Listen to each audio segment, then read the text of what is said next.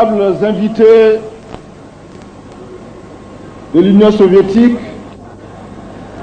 du Togo, du Bénin, du Niger, du Mali, de la Côte d'Ivoire, de la Guinée-Bissau, du Cap-Vert, de l'Angola, de l'Éthiopie, de la République arabe sahraoui démocratique, de la Libye, de l'Algérie, de l'Iran, de Cuba, de France, d'Italie, chers amis du Burkina Faso venus du Sénégal, de la Belgique et de l'Espagne, camarades militantes et militants de la Révolution démocratique et populaire. Aujourd'hui, 4 août 1987, nous célébrons le 4e anniversaire de notre révolution, la révolution d'août, la révolution démocratique et populaire. Pour ce rendez-vous de la joie et de l'allégresse conviviale, nos pas se sont laissés guider par nos cœurs, et nos cœurs nous ont conduits à Bobo-Dioulasso. Bobo-Dioulasso, ville historique et pétulante dont le nom est définitivement lié à l'Afrique des luttes anticoloniales, l'Afrique des unités, l'Afrique des fédérations, en somme, au panafricanisme vivifiant. Merci à tous ceux qui sont venus. Merci à tous Burkinabés d'un jour ou Burkinabés de toujours. Merci à tous ceux qui n'ont pu effectuer le déplacement pour Bobo-Dioulasso, mais qui sûrement communient avec nous dans la simplicité, dans la discrétion voulue ou subie, mais dans la solennité et la dignité. Merci à tous ceux qui sont aujourd'hui dans l'impossibilité de fêter avec nous, affrontant la maladie, les privations diverses, mais entretenant stoïquement l'espoir de jours meilleurs. Merci à tous ceux qui ne sont plus là et qui cependant avaient le droit de savourer les délices de nos victoires. Chers amis, chers camarades, ayons une pensée pour tous ceux qui ont levé, pour tous ceux qui ont donné leur vie pour notre révolution. Je vous demande une minute de silence.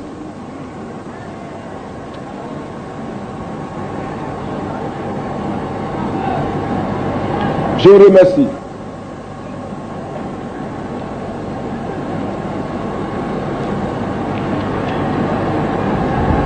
Camarades, le 4e anniversaire de notre révolution est placé sous le signe de notre dynamique et prometteuse paysannerie. La paysannerie, la communauté de ceux qui résolvent pour tous, quotidiennement et concrètement, la question concrète de la nourriture. Oui, c'est cette paysannerie qui sort des limbes moyenâgeuses, de l'arriération, qui dans des conditions précaires réalise tant bien que mal chaque année ce pari. Cette paysannerie, notre paysannerie, est la fraction la plus importante de notre peuple. C'est cette fraction qui a subi et continue de subir avec le plus d'intensité l'exploitation des vestiges des forces du type féodal et de l'impérialisme. C'est cette fraction qui a le plus souffert des maux dont nous avons hérité de la société néocoloniale. L'analphabétisme, l'obscurantisme, la paupérisation, les brimades diverses, les maladies endémiques, la famine, etc. Ce n'est donc pas une surprise si notre paysannerie est aujourd'hui une force désireuse de transformation. Désireuse de transformation révolutionnaire, car seule la révolution, en renversant l'ordre ancien, peut satisfaire les aspirations légitimes de la paysannerie. Pour répondre à ce désir légitime et mobiliser toutes ces énergies disponibles, la révolution démocratique et populaire a fait de cette paysannerie une force politique organisée en créant l'Union nationale des paysans du Burkina. Cette force politique doit se placer sur l'axe du renforcement du processus révolutionnaire en donnant naissance à un engagement conscient dans la révolution au niveau de chaque paysan pauvre. Au cours de l'année écoulée, beaucoup d'initiatives heureuses ont été développées dans le sens de l'accomplissement de cette tâche. Cette tâche, dont l'importance et la complexité sont grandes, va nécessiter que nous y revenions à une autre occasion au cours de l'an 5 de notre révolution pour la définir plus amplement et plus profondément. La célébration de l'an 4 sous le thème de la paysannerie doit marquer le départ pour un paysan de type nouveau, correspondant à la société nouvelle en cours d'édification. Il ne s'agit pas pour nous de célébrer le type de paysan arriéré, résigné, naïf, soumis à l'obscurantisme et conservateur en souché. Il s'agit de célébrer la naissance du paysan nouveau, responsable et responsabilisé, un homme qui s'ouvre au futur en s'armant de technologies nouvelles. Du reste, l'application croissante du mot d'ordre « produire et consommer burkinabé » contribue déjà à façonner cette nouvelle image du paysan, grand acteur et bénéficiaire de cette politique d'édification d'une économie nationale et indépendante issue de la deuxième conférence nationale des comités de défense de la Révolution. Aussi, l'exécution du premier plan quinquennal de développement populaire qui participe de cette politique économique nouvelle devra-t-elle être pour tous l'occasion d'apprendre à réaliser par nous-mêmes ce dont nous avons besoin et à améliorer constamment la qualité du travail. Le plan quinquennal ne devra donc pas être exécuté dans le seul souci de pouvoir un jour faire une compilation de statistiques. Le terme paysan devra, grâce à cette transformation intégrale et à ses effets induits, cesser d'être le terme péjoratif que l'on lui connaît aujourd'hui pour devenir synonyme de respect. Respect dû aux combattants dignes et fiers qui défendent les causes justes et qui assument avec succès et au niveau voulu sa part dans la production sociale en tant que membre du grand corps qu'est le peuple. Dans ce combat, les paysans ne devront pas être seuls. La classe ouvrière et la petite bourgeoisie intellectuelle révolutionnaire devront assumer leurs responsabilités historiques en œuvrant avec sacrifice et abnégation à la réduction de l'écart entre la ville et la campagne. La classe ouvrière et la petite bourgeoisie intellectuelle révolutionnaire doivent donc considérer cette célébration comme un jalon important dans le cadre du renforcement de leur alliance stratégique avec la paysannerie. C'est aujourd'hui la fête des paysans et c'est donc aussi la fête de ses alliés. Alliés symbolisés par notre emblème, l'emblème de la révolution démocratique et populaire. Camarades, aujourd'hui il nous faut jeter un regard sur les 4 années de révolution, non pas tellement pour égrener mécaniquement nos victoires, bien qu'une fierté légitime nous y pousse, mais pour tirer les enseignements afin de mieux éclairer notre marche vers le progrès. Nous avons entrepris et réalisé de nombreuses transformations matérielles en faveur des masses. Ces résultats, nous ne les devons pas à des possibilités matérielles supplémentaires ou exceptionnelles. Nous les devons à l'action des hommes. Ces hommes qui, hier, étaient résignés, muets, fatalistes et attentistes, sont aujourd'hui debout et engagés pour la lutte révolutionnaire concrète sur les divers chantiers et les victoires enregistrées sont le fruit de leur travail, la projection sur le concret de leur génie créateur et de leur enthousiasme révolutionnaire. Ces résultats sont la preuve que notre révolution est populaire car elle puise dans les masses sa richesse, sa force et son invincibilité. C'est pourquoi nous devons saluer tant de courage et d'abnégation, tant de sacrifices et de dévouement de la part des militants de la révolution démocratique et populaire. Ce salut que nous leur adressons n'est pas un salut de complaisance. Les résultats atteints s'expliquent scientifiquement.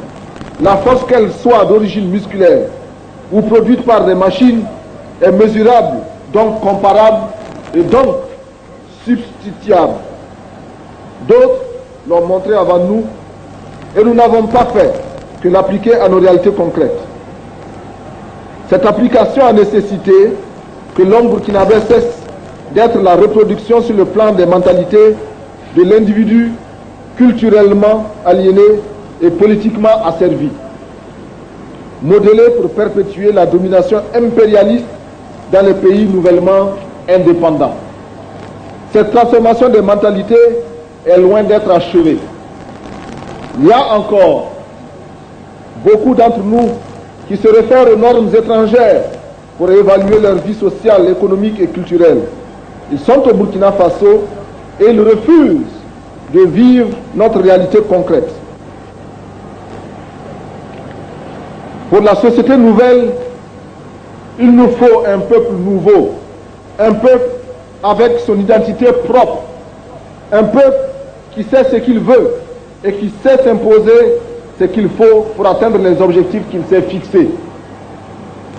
Notre peuple, après 4 années de révolution, est l'amorce de ce peuple nouveau. Le recul sans précédent enregistré par le fatalisme est un indice tangible à cet effet. Tout le peuple burkinabé croit à un avenir meilleur. Et à ce niveau, nous avons même réussi à convaincre des réactionnaires d'hier et qui, pris dans l'engrenage de la marche de l'histoire, regardent avec optimisme l'avenir avec nous, oubliant qu'hier encore, ils prêchaient la soumission à l'impérialisme et la mendicité perpétuelle comme moyen pour développer ce pays. La construction de la patrie a renforcé la conscience collective de la nécessité de compter sur nos propres forces en rejetant farouchement le mimétisme servile et l'aplaventrisme humiliant et dégénérescent. Camarades militantes et militants, assurément, l'année politique qui s'achève à ce 4e anniversaire a été une année mouvementée. Sans revenir sur les détails des contradictions qui y sont apparues, ni sur la qualité des solutions pour les résoudre, il convient de retenir la leçon principale de cette expérience. Cette leçon nous apprend que la valeur du révolutionnaire ne réside pas dans sa capacité à abattre, mais à gagner l'autre à la cause juste par la force des arguments et par l'argument, la force aveugle. La révolution démocratique et populaire a besoin d'un peuple de convaincus et non d'un peuple de vaincus. D'un peuple de convaincus et non d'un peuple de soumis qui subissent leur destin. Depuis le 4 août 1983, le Burkina Faso révolutionnaire s'est imposé sur la scène africaine et internationale, surtout et avant tout, grâce au génie intellectuel, aux vertus morales et humaines des dirigeants et des masses organisées. Nous avons vaincu des adversités et des animosités sordides, solides et armés jusqu'aux dents. Nous avons su être fermes dans la défense des principes, sans jamais céder à la rage. Nous nous sommes défendus sans haine, dans le respect de la dignité des autres, parce que la dignité est une valeur sacrée au Burkina. L'essentiel pour nous aujourd'hui est de retenir ces diverses formes d'adversité et d'en tirer les leçons pour nous fortifier, car les combats à venir seront certainement plus durs et plus complexes. Durant les 4 ans de révolution, nous n'avons en effet cessé d'affronter la réaction et l'impérialisme. Les complots les plus sordides ont été ourdis pour nuire à notre action, ou pire, pour renverser notre révolution. L'impérialisme et la réaction sont et restent farouchement opposés aux transformations révolutionnaires qui s'opèrent chaque jour dans notre pays et remettent en cause leurs intérêts. Or, notre peuple ne cesse, depuis 4 ans, de faire la preuve qu'avec la révolution, il est possible de mettre fin à l'exploitation, de sortir de la misère et de créer le bonheur pour tous à la force de nos poignets et de nos cœurs.